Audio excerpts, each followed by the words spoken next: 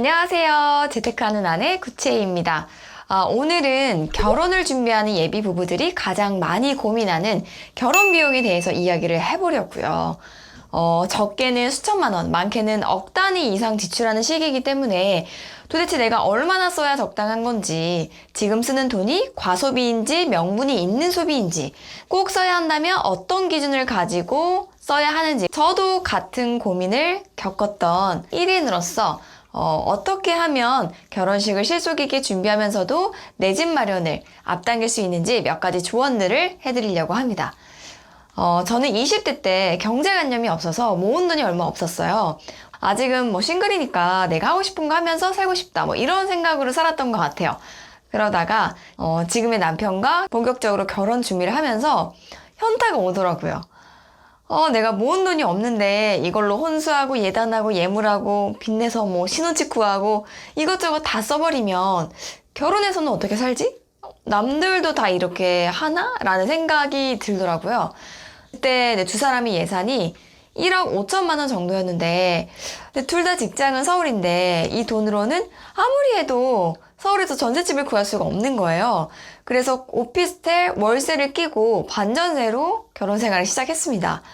근데 집만 구한다고 되는 거 아니잖아요. 예식장부터 스드메, 신혼여행, 혼수품까지. 그러니까 결혼식 한 번 하는데 수천만 원 쓰는 게 일도 아니거든요. 돈이 돈 같지가 않아요, 이 시기에는.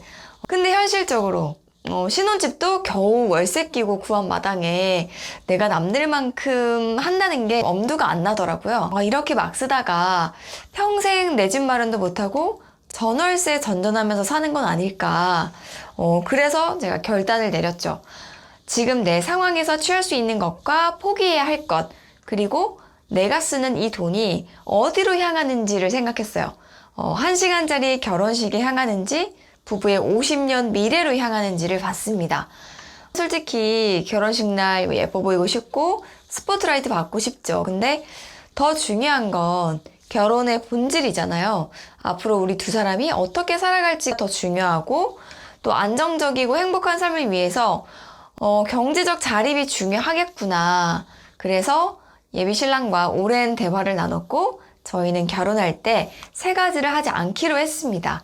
첫 번째는 예단을 하지 않았습니다. 보통 신부 측에서 현금 예단을 보내면 다시 30%에서 50% 정도는 돌려받는 게 관례입니다. 근데 저희는 반전세 오피스텔도 대출받아서 겨우 구했기 때문에 돈이 빠듯했어요. 그러니까 제가 예단을 하면 그만큼 대출을 더 많이 받아야 하는 상황이었기 때문에 그럴 바에는 예단을 생략하자. 신부 측 모든 예산을 집값에 보탰습니다. 예단의 일부는 다시 돌려받는 돈이기는 하지만 보통 신랑 측에서 답례로 신부 예물을 해주거나 고가의 선물을 해주시는 경우가 많아요. 자금의 여유가 있으면 주고받는 게 나쁠 게 없겠지만 저희는 그런 부분에서 욕심을 낼 수가 없었어요.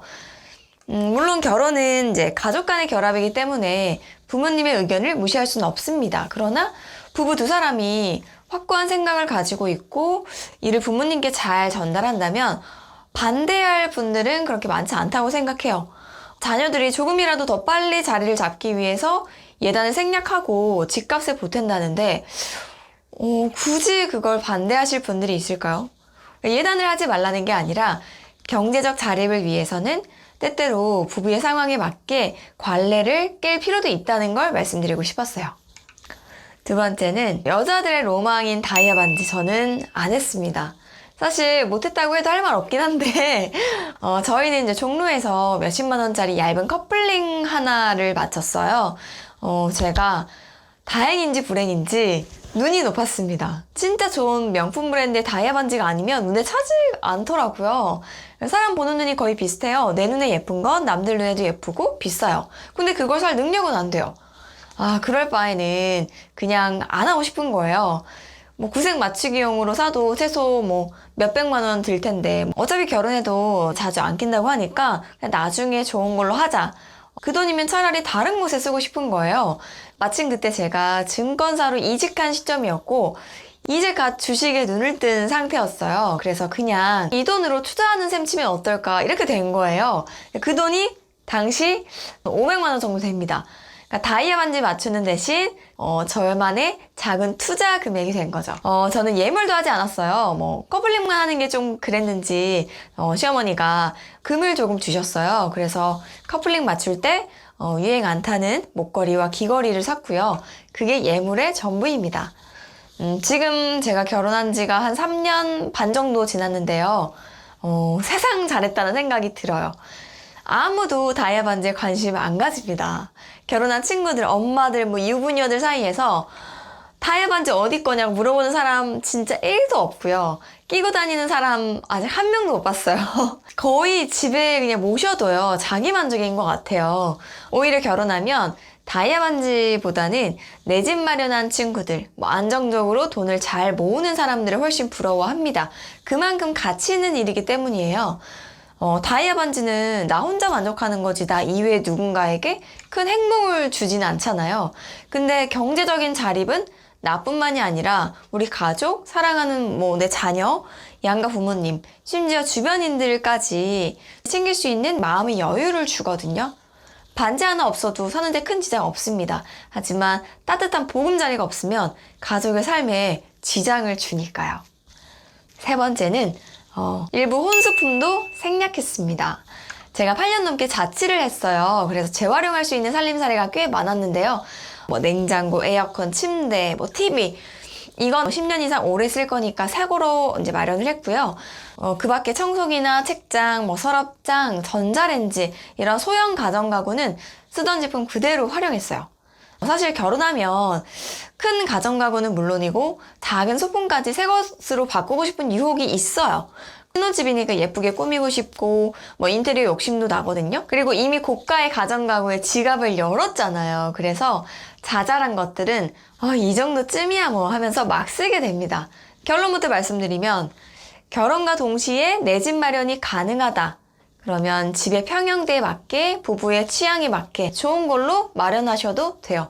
하지만 전월세로 시작한다면 고가의 혼수품은 좀 신중하게 접근하셨으면 좋겠어요. 보통 임대차 계약이 2년인데 2년 뒤 새 거주지로 이사 갈 때 애물단지로 전락한 혼수품이 정말 많습니다. 아이가 생기거나 뭐 주택 평형대가 달라지거나 그에 맞춰 가전가구를 또 바꿔야 돼요. 특히 아이가 태어나잖아요.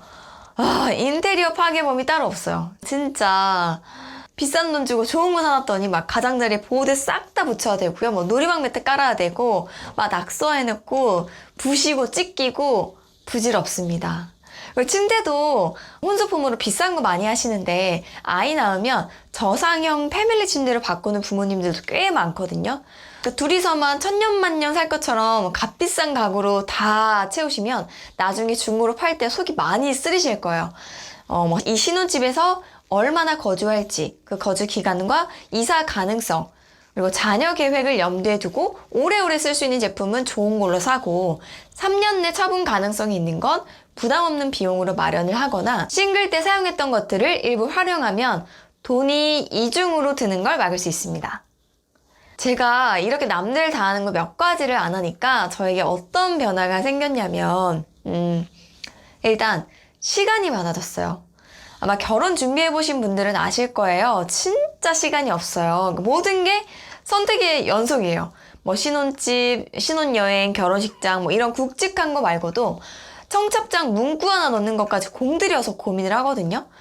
근데 저는 예물, 예단, 다이아 반지 안 했고 또 자취용품도 많이 활용을 했잖아요. 남들보다 시간적 여유가 생기는 거예요. 자연스럽게 예비 남편이랑 결혼 후에 어떻게 살아야 할지 우리 인생에 대해서 많은 대화를 나누게 됐어요. 그러니까 우리가 꿈꾸는 결혼 생활은 어떤 건지, 뭐 결혼을 해도 각자가 포기하고 싶지 않은 버킷리스트가 있는지, 또 집안일 분담은 어떻게 할 것인지, 또 경제적인 이슈들이 있잖아요. 막 경제권은 누가 질 것인지, 뭐 챙겨야 할 양가 경조사는 뭐가 있는지, 부모님 용돈은 얼마씩 얼마나 자주 드릴 것인지, 내가 아이가 생겨서 경력이 단절되면 한 사람의 소득으로 버틸 수가 있는지 등등. 진짜 어떤 날은 막 새벽 3시까지 전화하다가 잠든 적도 있었고, 결혼했다고 가정하고 생활비 지출 내역을 적어보기도 하고, 뭐 시댁 관련해서는 막 롤플레잉까지 하면서 이럴 때 중간에서 어떻게 할 거야? 막 그랬거든요. 근데 이렇게 하니까 결혼하고 나서 너무 편한 거예요. 우리가 한 번쯤은 얘기해봤던 이슈예요. 물론 생각지 못한 변수들도 많지만 웬만한 건 결혼 전에 한 번쯤 고민해왔던 문제였고 서로 어느 정도 합의를 해뒀기 때문에 큰 문제로 번지지 않았습니다. 그리고 중요한 거, 제때 그에 더 많은 관심을 갖게 됐어요. 그러니까 모은 돈 없이 결혼해서 하고 싶어도 못한 게 많았으니까 제가 얼마나 느낀 게 많았겠어요. 지금 내가 정신을 바짝 차리지 않으면 평생 전세만 옮겨 다니면서 살 수도 있겠다, 이런 불안감이 있었다고 해야 되나? 그래서 결혼식 날 들어온 축의금은 신혼여행 가서 한 푼도 손대지 않고 대출금 갚았고요. 첫 달부터 열심히 가계부 쓰면서 미친 듯이 저축했어요. 결혼하고 한 7, 8개월 지나서부터는 틈틈이 부동산 보러 다니고 대출 알아보고 그러면서 결혼 1년 3개월 정도 후에 내 집 마련을 할 수 있었습니다. 물론 대출이 절반이긴 했지만 그래도 그때 내 집 마련을 한 건 참 잘한 일이라고 생각을 하고 있어요. 처음에는 결혼할 때 남들이 하는 많은 것들을 하지 않았으니까 그만큼 제 돈을 아낀 거라고 생각했어요. 근데 시간이 지나고 보니까 돈만 아낀 게 아니라 그곳에 쏟아야 할 시간과 에너지를 함께 아낀 거더라고요. 이 말은 곧 내가 더 중요하다고 생각하는 가치에 시간과 에너지, 돈을 쓸 수 있는 여유를 얻는 것과 같아요. 다이아만드를 하지 않는 대신에 주식을 시작했고 예물을 안 하고 혼수품을 최소화한 덕분에 대출 부담을 덜 수 있었고요.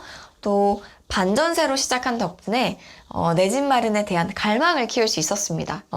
주변에 결혼 준비를 하는 지인들을 보면 종종 안타까운 마음이 들 때가 있어요. 그러니까 1시간짜리 결혼식에는 6개월 넘게 막 굉장히 디테일한 것까지 신경을 쓰면서 정작 부부의 인생에 대해서는 툭 터놓고 얘기할 시간이 없는 거예요. 일단은 급한 물부터 꺼야 되니까 미루다가 보통은 결혼하고 나서 터지죠. 돈 문제든 집안일 분담 문제든 양가 가족 문제든 아이 문제든. 그러니까 결혼 준비는 매 순간 선택의 연속입니다. 정말 중요한 한두 가지를 제외하고는 최대한 빠르게 결단을 내리고 아낀 시간으로 두 사람이 정말 행복한 삶을 살기 위해서 무엇을 하면 좋을지, 이 돈이라는 수단을 어떻게 확보하고 내가 어떻게 활용할 것인지 충분한 대화를 하셨으면 좋겠어요. 결혼 후에는 협상력이 떨어지니까 무조건 결혼 전에 합의하시는 게 좋습니다, 여러분. 자, 오늘은 결혼을 앞둔 커플들에게 결혼 선배로서 꼭 조언드리고 싶은 이야기를 담아봤습니다. 평생에 한 번뿐인 결혼식 후회 없이 준비를 하시고요. 경제적으로 행복한 가정 이루시기를 응원하겠습니다. 오늘 영상이 도움이 되셨다면 좋아요, 구독 부탁드리고요. 저는 다음 영상에서 또 만나도록 할게요. 모두들 부자 되세요. 안녕!